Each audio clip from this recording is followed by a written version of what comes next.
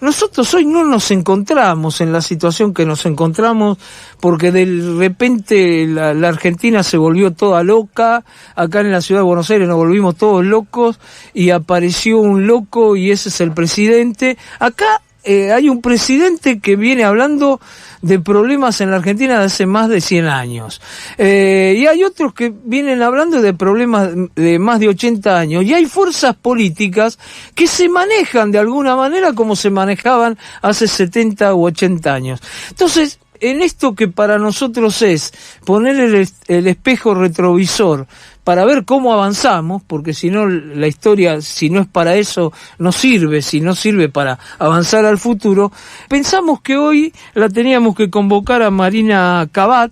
Marina, recordemos, es docente de la Universidad de Buenos Aires, investigadora del CONICET, y escribió un libro que no me canso de recomendarlos, que es Perón Leaks. Y vamos a hablar con ella porque ella dice que hay en este gobierno de Milei, en los primeros, en este caso 120 días, porque hoy se cumplen 4 meses de Milei, y en los primeros días también de Perón había algunas similitudes y algunas cosas por supuesto que no. Pero vamos a charlar con ella. ¿Cómo te va, Marina? ¿Cómo estás?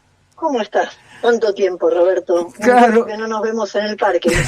No sé si serán los mosquitos o qué, pero hace tiempo que no nos vemos. ¿Sabés que hoy el programa lo empezamos a preparar ayer, pero hoy justamente a la mañana tuve que pasar por el Parque Chacabuco y me estaba acordando de eso, me estaba acordando de vernos ahí en el Parque Chacabuco. Bueno, andan bien, ¿no? Todos. Todos bien, todos bien. Bueno, me alegro.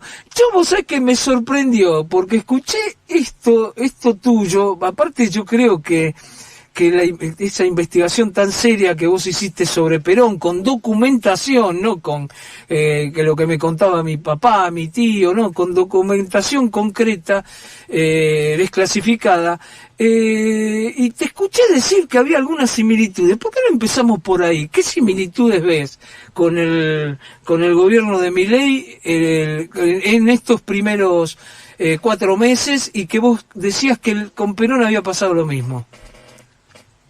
Bueno, en un principio hay en ambos casos el ascenso de 2 líderes muy personalistas, muy populistas, que buscan concentrar en sí mismos el poder, las decisiones.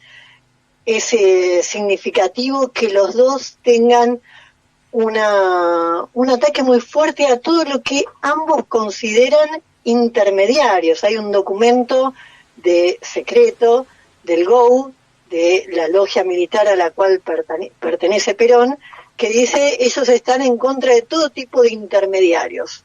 Los políticos, que son los intermediarios en el ámbito de la política, los comerciantes, que son intermediarios en el área de la economía, y es un discurso que resuena muy fuerte a ciertas posiciones de Milei y su entorno, en torno a, por ejemplo, el ataque a los periodistas que ustedes estaban hablando hace un rato. Por ejemplo, cuando salió Marra a decir no hacen falta periodistas, no hace falta Telam, porque ellos son intermediarios, nosotros vamos directo a través de el tweet, a través de Twitter. Aparece esa idea de estamos en contra de los intermediarios, que es lo mismo que Peto Velo diciendo no le voy a dar comida a los comedores, vengan y cada uno venga acá, si alguien tiene hambre venga acá a las puertas del ministerio, y bueno, a lo cual el movimiento piquetero le respondió con la fila del hambre. Pero es esa búsqueda de ese control personal que en ese amague Peto Velo podría tratar de querer imitar algo a lo Evita, en el sentido de yo voy a manejar esto personalmente. Obviamente eso no funciona bien, y donde una de las acusaciones que aparecen a distintos sectores, periodistas, sectores funcionarios o empleados públicos, es esta de ser intermediarios. Hace unas semanas, en un curso que estoy dando en Lanús, Sí. Una compañera, trabajadora social de Guernica, me decía cómo habían despedido gente en una repartición pública, diciendo que las trabajadoras sociales eran intermediarias y que ahora el gobierno iba a llegar directamente a la gente.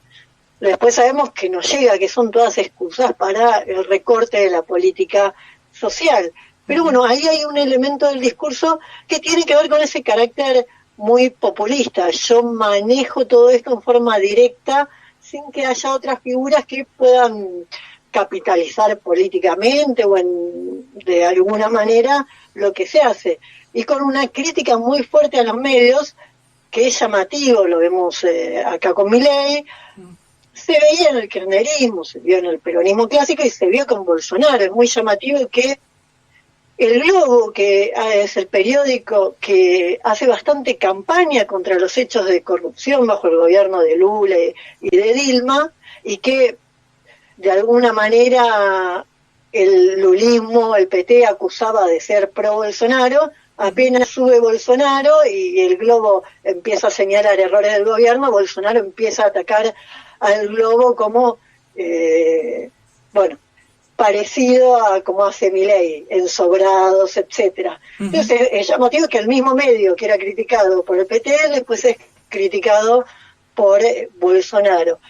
Con este elemento de amigo-enemigo, el que no defiende toda la política del gobierno es sospechoso y ante la sospecha no hace falta prueba, directamente la sospecha es causal de despido, causal de un ataque en las redes, en la prensa contra algún sector. ¿Sí? No hay presunción de inocencia, todos son ensobrados hasta que se demuestre lo contrario. Claro. Todos son ñoquis hasta que se demuestre lo contrario, y le demuestras lo contrario y igual hay un despido. Entonces, aparecen ahí algunos elementos que son comunes en, si se quiere, el estilo de gobierno, el estilo de construcción de poder. Y después hay otros elementos que para mí son todavía más intrínsecos, sí, que tienen que ver con la dinámica política, incluso al interior de la propia fuerza gobernante. Incluso al interior, decís vos. Sí, al interior de la fuerza gobernante, al interior del peronismo, cuando asume el peronismo, sí, o al interior de La Libertad Avanza ahora. Ajá. ¿Por qué? Porque son... Claro, se van desprendiendo, ¿no? Se van desprendiendo de la gente que los hizo llegar, ¿no? Viene por ahí la cosa más o menos. Claro, y además la gente que los hizo llegar, sí, es gente que es muy contradictoria entre sí. Claro. Es gente que... ultraliberal y ultranacionalista en el caso de Milei. Tenés gente como dirigentes sindicales laboristas, en el caso de Perón, y nazis dentro del gobierno de Perón y dentro de los sectores que impulsan a Perón. Entonces son movimientos que son muy contradictorios en su interior, y que una vez que llegan al poder, esa interna de alguna manera estalla. De acuerdo a qué libertad de prensa hay, cuánto se conoce de ese estallido y cuánto no, pero son problemas internos muy graves. Y la lógica es tratar de concentrar el poder en una persona o en su entorno más directo, por eso la necesidad de dinastías familiares, esta idea de que salió esta semana, que salía la diputada Lemoyne a decir, bueno, después de 2 mandatos de Milei, lo tiene que suceder la hermana. Están a lo Kirchner o a lo Perón ya armando la dinastía familiar. Claro. ¿Por qué? ¿Qué necesidad en este momento donde soñar con 8 años de Milei todavía es realmente muy arriesgado? Claro. Y ya estás pensando en la sucesión a eso. Claro. Y bueno, pero mientras que despunta Villarruel, hay que bloquear a Villarruel, hay que bloquear cualquier otra línea interna. Eso es un conflicto que se reprodujo dentro del peronismo, por ejemplo, con impulsar la figura de Evita para bloquear a Mercante, un militar más nacionalista que Perón, claro, y que aparecía como oposición a Perón. Y del mismo modo hay otros conflictos, obviamente a los primeros que se va a desprender o, si se quiere, expulsar del sector, que se adaptan o se van, son los sectores más de izquierda, más radicalizados, más vinculados genuinamente con el movimiento obrero, como es el laborismo, claro, al cual al principio del gobierno peronista, Perón los trata de obligar a desarmar su partido, el Partido Laborista, y sumarse al partido único, y ante la negativa de un sector del laborismo a hacer eso, cae la represión. Claro. Claro, es detenido, ¿no? El que era el titular del Partido Laborista, ¿no? Cipriano Reyes. Cipriano Reyes va a ser detenido, torturado, y va a quedar preso hasta el 55, sin juicio, detenido en las cárceles de Perón. Incomunicado, también sin otros derechos que incluso otros presos comunes tienen. Entonces, esa dinámica muestra un conflicto que tiene que ver con estas coaliciones tan amplias. Incluso los primeros 100 días de Perón fueron muy conflictivos. Tenía un conflicto abierto con los laboristas, que habían sido uno de los 3 partidos que habían llamado a votar a Perón. Tenía un conflicto abierto con la Alianza Libertadora Nacionalista, que después van a hacer las paces. Pero en el principio del gobierno de Perón ratifica un acuerdo internacional vinculado a Estados Unidos, etcétera, y en oposición a eso, la Alianza Libertadora Nacionalista en los primeros 100 días de Perón anda poniendo bombas en cines y teatros. Son muy conflictivos. Y otros sectores que le habían prometido cosas se movilizan para tratar de conseguir aquello que le habían prometido, por ejemplo, el Malón de la Paz. Frente a eso, bueno, Perón empieza a orquestar la represión interna. Ahora, cuando hablas esto, para traerlo hoy a Milei, porque evidentemente hay cosas muy parecidas, todo lo que vos estás diciendo se puede comprobar, no son hechos, no son opiniones, son hechos concretos, pero no se da en estos momentos con un tono más de comedia, por decirlo de alguna manera, digo, porque ahí nosotros estamos hablando de momentos muy difíciles, ¿no? Momentos donde todo se resolvía eliminando al otro, ¿no?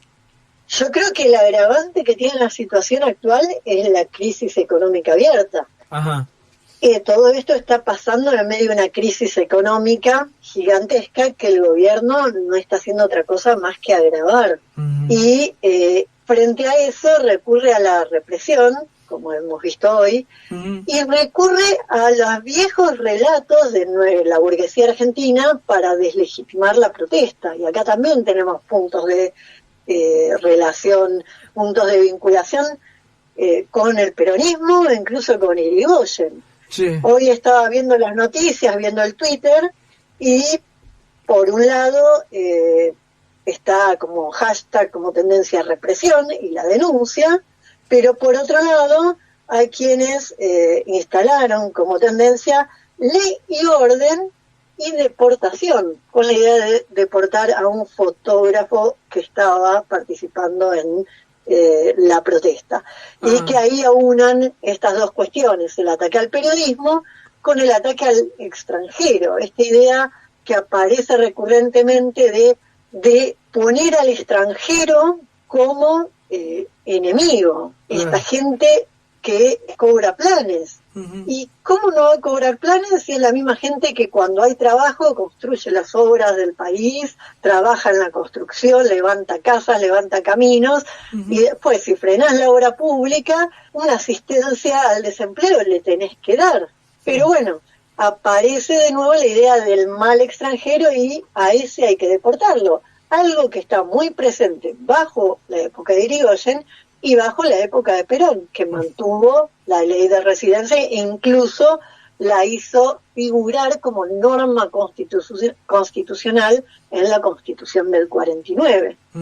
Y este elemento de deslegitimar a quienes protestan.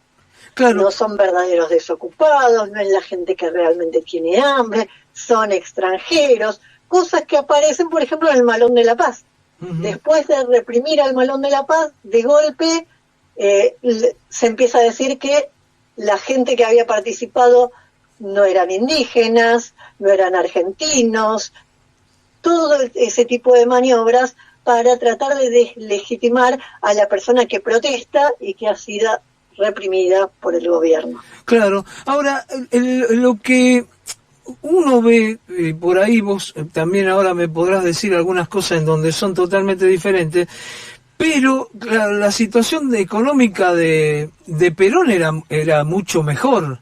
Es decir, él llega con... Primero porque llega, es el heredero de una dictadura del cual él había participado.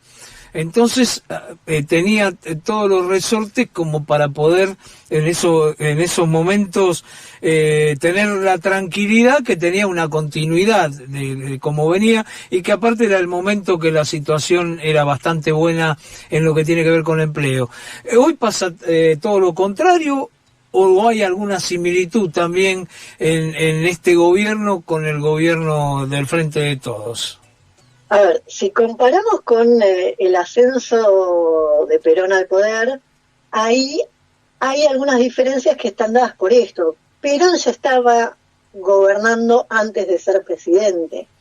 Perón era el hombre fuerte del gobierno militar y, aún más, una vez que ganan las elecciones, ya toma todas las decisiones él y no tiene ningún apuro en jurar, porque jurar implicaba asumir formalmente y que la gente pudiera movilizarse y dirigir directamente las peticiones hacia él. Jurar implicaba que también juraban los diputados, que el Congreso volvía a sesionar. En cambio, mientras que él postergaba eso, él recién asume el 4 de junio del 46, en el aniversario del golpe militar del 43, entonces mientras que él postergaba asumir como presidente, postergaba formalmente la democracia, postergaba que la gente le demandara cosas, por ejemplo el Malón de la Paz que yo mencionaba.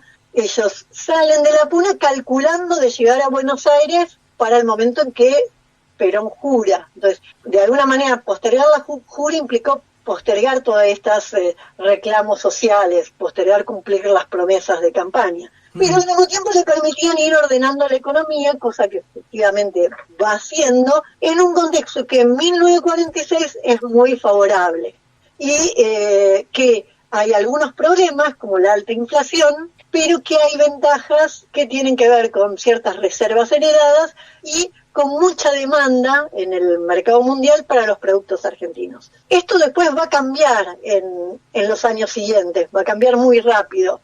Y parte del mayor error económico de Perón fue no prever los cambios que iban a suscitarse. Perón apostaba a que hubiera una tercera guerra mundial y entonces creía que la economía argentina estaba asegurada porque íbamos a seguir vendiéndole carne y trigo a todo el resto del mundo, cosa que no pasó. Pero en ese momento al menos había un par de problemas que no teníamos, como el desempleo, y en un contexto de pleno empleo todo el mundo estaba tendiendo a blanquear su situación laboral, de la misma manera que el pleno empleo genere un alza salarial. Todo el mundo tiene facilidades para mejorar sus condiciones laborales y esa es la tendencia que hay en ese momento. En cambio, en este momento estamos en medio de una tendencia opuesta que las políticas liberales de Milei están agudizando, esta tendencia al desempleo y al empleo en negro. Ahora, bueno, realmente magistral, porque son temas, lo que yo decía al comienzo, ¿no? Uno para saber cómo llega a determinado lugar, hay que saber qué pasó antes, ¿no? Y nosotros tenemos, yo siempre digo lo mismo, ¿no? La historia la escriben los que ganan, pero para mí ganó siempre el peronismo, por lo menos en lo que ha sido en la conciencia de las mayorías, siempre ha ganado el peronismo, y también cada vez que hubo elecciones, y por eso estamos como estamos. Yo agregaría un tema y también te consultaría ¿Qué perspectivas ves vos para cerrar esta para mí una clase magistral? ¿Qué perspectivas ves vos para Milei, teniendo en cuenta estas cosas y también haciendo comparaciones? Yo no me olvido nunca, creo que está en tu libro, la famosa frase: la policía peronista cumple con su deber combatiendo al comunismo con su ciencia y su saber. En esa época el comunismo estaba increciendo en todo el mundo. Milei hoy hace exactamente lo mismo, pero no existe el comunismo prácticamente. Por lo menos no está en crecimiento en ninguna parte del mundo. ¿Cómo lo ves esto? Y bueno, ¿qué perspectivas hay de Milei hacia adelante? Yo coincido con vos, Roberto, en esto de en la Argentina siempre ganó la burguesía. Entonces, una versión de la historia u otra versión de la historia, o sea, la historia mitrista o la historia revisionista peronista, son dos versiones de la historia burguesa. Claro. No son una historia obrera. Nunca ganamos los obreros directamente con nuestras dirigentes y nuestros intereses. Entonces, no hay una verdadera historia obrera, y por eso muchas de estas cuestiones de las cuales nosotros hablamos cada vez que me convocás a la radio, no suelen aparecer demasiado en los manuales de historia ni en la prensa en general. Uh-huh. Y en relación a esto de las perspectivas de Milei, bueno, la historia está actuando. Yo creo que una clave para entender qué es lo que puede pasar es tratar de pensar que la historia depende de lo que hacen los distintos actores, depende de lo que hagamos nosotros. Uh-huh. Un problema de hoy es que con todo la oposición más fuerte a Milei sigue siendo hoy la oposición burguesa, los gobernadores, sectores empresarios que logran bloquear un sector u otro del DNU porque afecta a sus intereses particulares, pero pese a todos nuestros esfuerzos, porque todos nos estamos movilizando aquí a veces por semana, no termina de coagular con igual fuerza una gran oposición obrera al programa de Milei. Y acá lo importante no es solo lo económico, sino cuáles son los peligros de Milei en términos políticos. ¿Qué pasa si él se llega a consolidar? Porque bueno, ahí la comparación histórica nos sirve para esto. Perón tuvo unos primeros 100 días tremendamente convulsivos, con conflictos por izquierda y por derecha de su coalición política. Uh-huh. Y sin embargo, gobernó casi 10 años. Claro. Entonces, nada nos garantiza que Milei no pueda superar las dificultades actuales y consolidarse en un gobierno de más largo plazo y más autoritario. Uh-huh. Y en esto hay que ser cuidadosos, porque muchas veces hay gente que se pregunta, ¿y Mussolini? ¿Cómo llegó Mussolini? Y cuando uno revisa cómo llegó Mussolini y piensa como los contemporáneos, o sea, no sabiendo el final de la historia, es que la gente que tenía capacidad de acción en distintos momentos no imaginaba que Mussolini iba a llegar tan lejos en ese autoritarismo. Claro. Entonces, se lo dejaba actuar, no se lo reprimía cuando los fascistas ocupaban una ciudad, cuando los fascistas sacaban un gobierno elegido en algún municipio, cuando los fascistas hicieron la marcha sobre Roma, que logísticamente fue un desastre. Uh-huh. Pero como no se la reprimió, llegaron desarticuladas columnas y todo, y lo consideraron un triunfo. ¿Por qué? Porque no sabían lo que iba a pasar después y minimizaron la amenaza que Mussolini representaba. Eso, además de que preferían a Mussolini que a los comunistas, ¿no? Claro. Al revés, cuando uno piensa, ¿por qué? Hay gente que dice, bueno, los zurdos se equivocaron en pensar que Perón podría haber sido otro Mussolini. No sé si se equivocaron, porque si no se lo frenaba, podría haber sido otro Mussolini. Si no se lo frenaba en el 44, podría haber sido otro Mussolini. Entonces, la historia no está escrita, va a depender de nuestras acciones que habilitan o bloquean ciertos caminos. En ese punto queda pendiente una reconstrucción de una unidad de la clase obrera que tiene que ir por fuera del kirchnerismo que siempre juega dos caras en todas estas luchas, que siempre va menos, y que tiene que haber un lugar de disputar la dirección política de esto, no solo de esta denuncia de la burocracia sindical, sino tratar de aprovechar este momento, este mal momento en otros sentidos, para restablecer una hegemonía sobre la clase obrera, desplazar al kirchnerismo. Es necesario mostrar la responsabilidad del kirchnerismo en la terrible situación en la cual estamos ahora. Está muy claro. Creo que también podríamos decir en esto que, como síntesis, que los populismos, vengan de donde vengan, son todos iguales, ¿no? O más o menos son muy parecidos, ¿no? Sí, los populismos que parecen tienen una dinámica política similar y no es la dinámica que representa intereses orgánicos de la clase obrera ni una forma de gobierno democrática de la clase obrera, donde la clase obrera puede incidir. La dinámica política personal de centralizar el poder en una persona o en un entorno familiar no es la dinámica de poder que permite a la clase obrera construir, no es la dinámica de poder que permite pongamos a este tipo ahí y después luchamos desde adentro, porque es al revés, una vez que ese tipo está ahí, desde adentro y desde arriba caga palos a esos que querían usarlo para una construcción más radical. Está clarísimo. Yo te agradezco muchísimo por esta conversación. Bueno, y te volveremos a convocar, Marina. Muchas gracias, ¿eh? No, gracias a vos, Roberto. Un beso grande. Espero que nos encontremos pronto por el parque una vez que esté fumigado. Un abrazo grande. Exacto. Abrazo.